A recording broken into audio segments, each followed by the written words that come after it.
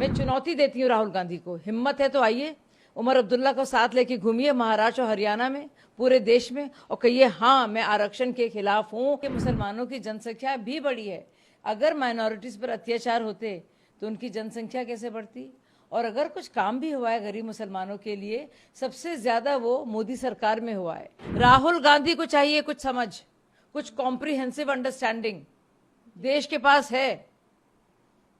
बालक बुद्धि जो उनकी है उसकी सोच से हटे। वो इतने सालों तक दहशतगर्दी का माहौल रहा है, अलगाववादियों का माहौल रहा है, और इस तरह से जो सेसेशनिस्ट फोर्सेस हैं जो देश को तोड़ने की कोशिश लगातार करती हैं और पाकिस्तान परस्ती करती हैं, उनके ही हक में लगातार इन तीन खानदानों ने काम किया है।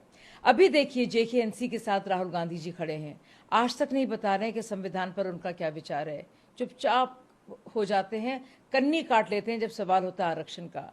370 के हटने से आरक्षण दिया गया है, आरक्षण को दिया गया है देश के कानून जो संविधान में है, जो हमारे पीनल कोड का हिस्सा है, आप देखिए जो हमारे संहिता का हिस्सा है, आप देखिए वो सारे कानून रद्द हो जाएंगे और आरक्षण को हटाया जाएगा।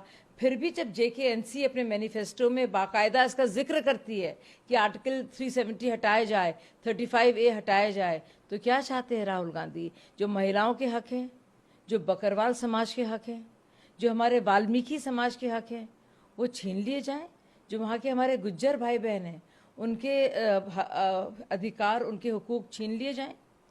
तो वो आरक्षण विरोधी है। वो खुद कह भी रहे हैं इस बात को जब वो गए थे कि जब सोसाइटी पूरी फेयर हो जाएगी तो हम उसको हटा देंगे।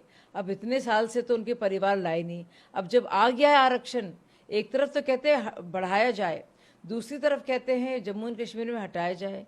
ये कैसे दोहरे मापदंड हैं? इसका जवाब राहुल गांधी को देना पड़ेगा। क्या उमर अब्दुल्ला को घुमाएंगे वो? क्या वो कैंपेनर बनेंगे? क्या उनको लेकर हर जगह जाएंगे महाराष्ट्र और हरियाणा और कहेंगे मैं इस शख्स के साथ हूं जो बाकायदा चाहता है कि आरक्षण हटाए जाएं?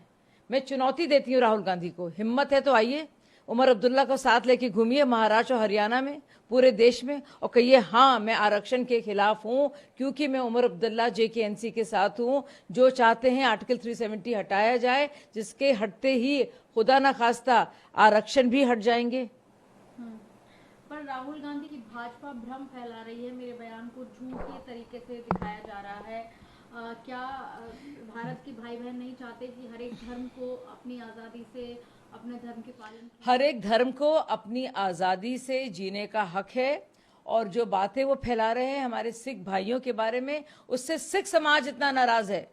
आप देखेंगे देश में, अगर पूरे तौर पे देखेंगे तो देश में हमारे कितनी मसाजिद यानी कि मस्जिदें हैं, कोई रोक टोक नहीं है किसी भी तरह की।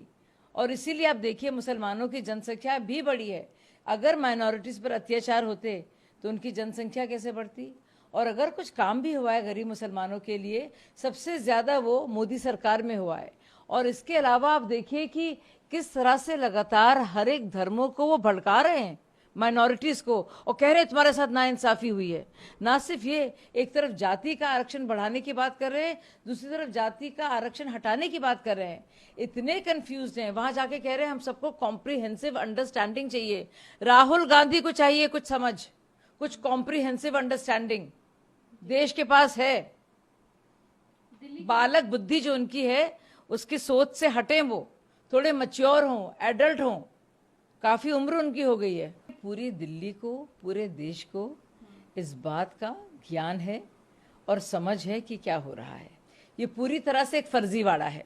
वो डमी सीएम की तरह बैठेंगी, खड़ाऊ रहेंगे सुल्तान साहब के, और प्रभु राम के भाई की तरह वो भरत की भूमिका निभा रही हैं। और ये बात सब लोग समझते हैं। असेंबली भंग करेंगे, नए इलेक्शन की मांग करेंगे, तब तक क्योंकि सेफ बैठे हैं, ना इन्हें विधायक पसंद करते हैं, ना ये अन्ना आंदोलन से निकली हैं, तो जाहिर सी बात है कि पावर सेंटर बना नहीं सकती। सौरभ भारद्वाज होते पुराने हैं, संजय सिंह होते पुराने हैं, गोपाल राय होते पुराने हैं। अगर उनको बनाया जाता तो एक और पावर सेंटर बनता। अब ये तो बना नहीं पाएंगी बेचारी, तो इसलिए उनको बना दिया है सेफ बेड की तरह से। और सब जानते हैं कि केजरीवाल जी सत्ता के इतने लालची हैं कि वो कुछ भी करने को तैयार हैं।